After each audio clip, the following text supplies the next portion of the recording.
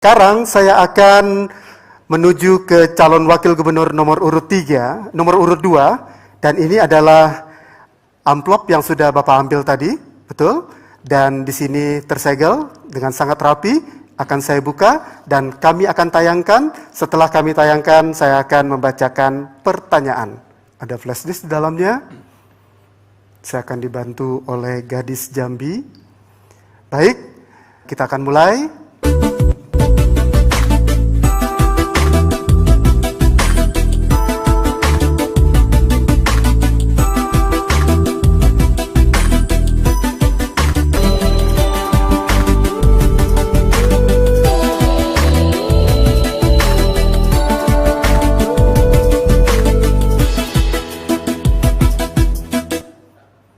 Baik, itu adalah video yang sudah disaksikan bersama. Narasi video ini menggambarkan tentang integrasi perkebunan dan peternakan. Provinsi Jambi merupakan daerah perkebunan yang cukup luas dan potensi untuk pengembangan hewan ternak.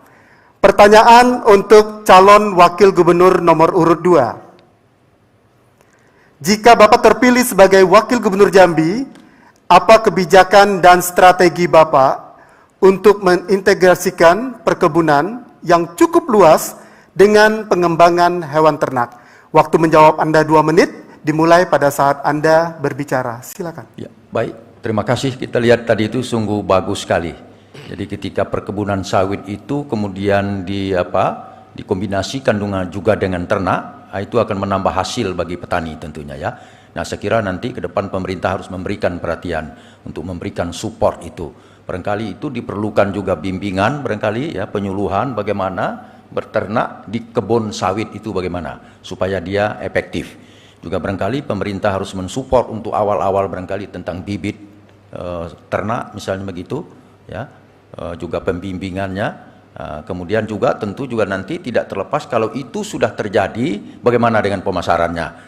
Jangan sampai nanti itu berhasil tapi pemasarannya tidak ada. Jadi saya pikir itu harus dibuat satu program ya, terencana yang jelas bagaimana memanfaatkan lahan sawit itu juga untuk berternak sapi seperti yang kita lihat tadi. Tapi tentu juga harus diikuti dengan pengelolaannya dengan baik.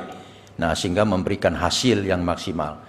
Dengan demikian itu kita melihat ada sumber dalam satu lahan itu ada dua sumber pendapatan rakyat, yaitu dari sawit itu sendiri, kemudian dari ternak itu tadi sendiri. Saya kira ini hal yang sangat bagus ke depan untuk kita kembangkan.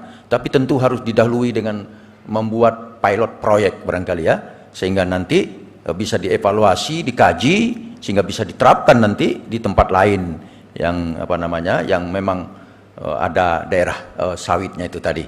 Saya kira itu penjelasan dari saya. Saya sangat setuju, ini bagus sekali, ini ide baik, memanfaatkan lahan itu maksimal, tidak hanya dengan sawit tetapi juga menambah lagi sehingga masyarakat atau rakyat itu mendapat pendapatan lebih kecuali dari hasil sawit itu sendiri. Ya, terima kasih. Menuju ke calon nomor urut 1, silakan menanggapi jawaban calon nomor urut 2. Waktu 1 menit dimulai pada saat Anda berbicara. Silakan. Terima kasih Bapak Sapril Nursal yang kami hormati, kemudian Bapak Abdul Hassani.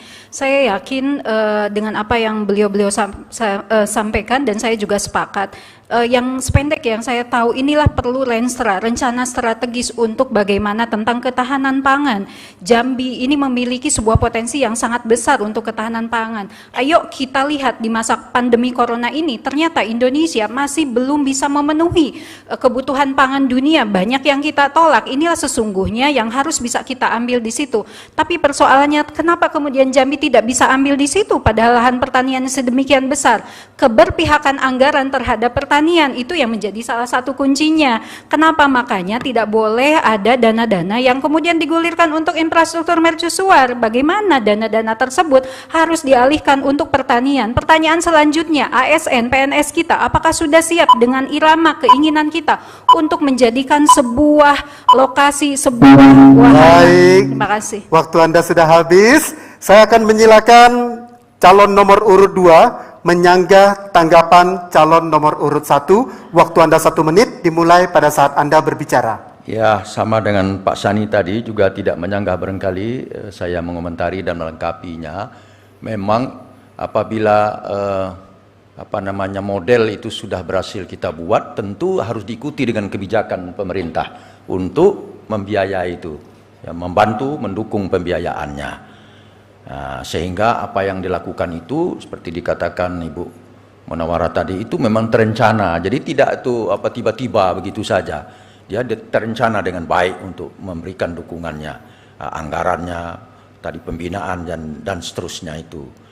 Sekali lagi memang kita harus buat pilot proyeknya dulu, dikaji dulu. Jadi jangan sesuatu itu tanpa dikaji. Sering sekali terjadi kegagalan itu karena tidak dikaji dengan baik, sehingga dalam proses perjalanannya ya hilang begitu saja. Nah, ke depan barangkali ini baik, ini saya kira ini sesuai dengan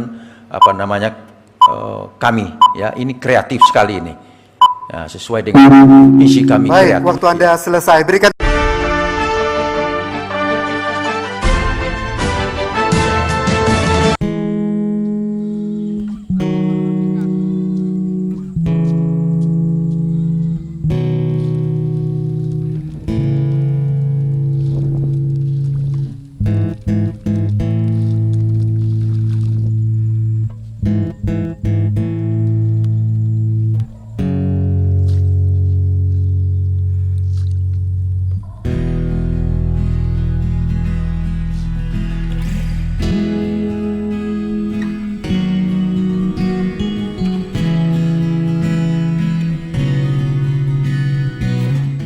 Ada hal yang menarik yang saya lihat pada waktu acara debat calon wakil gubernur pada Sabtu malam yang lalu. Saya melihat ada satu foto yang ditayangkan yang sangat menarik bagi kita kaum petani. Di sana menampilkan foto ternak sapi yang berada di dalam satu lingkungan kebun sawit. Menurut saya ini adalah salah satu bentuk semacam penghematan di bidang peternakan dan pertanian kelapa sawit. Karena kita melihat di sana sapi itu dengan memakan rumput yang ada di perkebunan sawit akan menghasilkan kotoran yang pada akhirnya akan menjadikan pupuk bagi kelapa sawit. Sehingga dengan demikian petani bisa menghemat dari sisi kos untuk mengeluarkan biaya pupuk.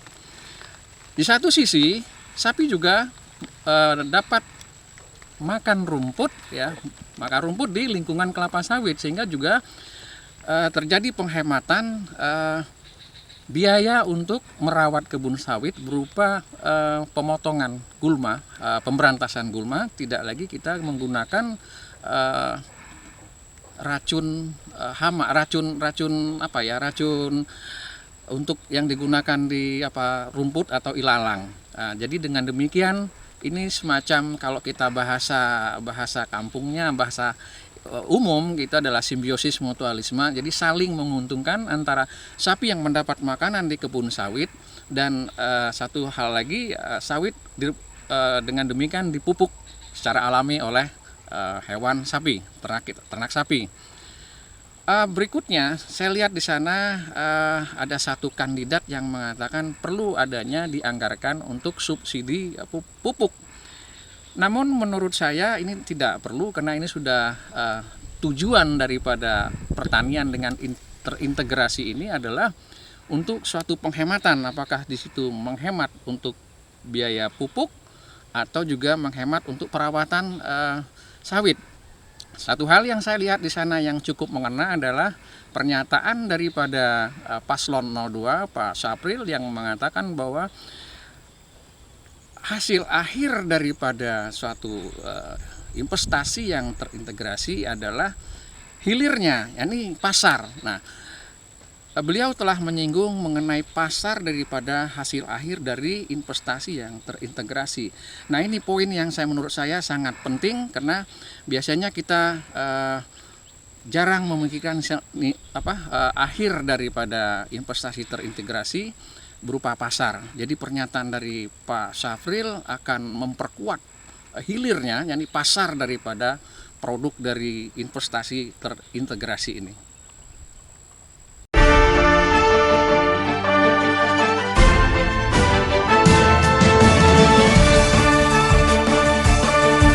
Audio Jungle.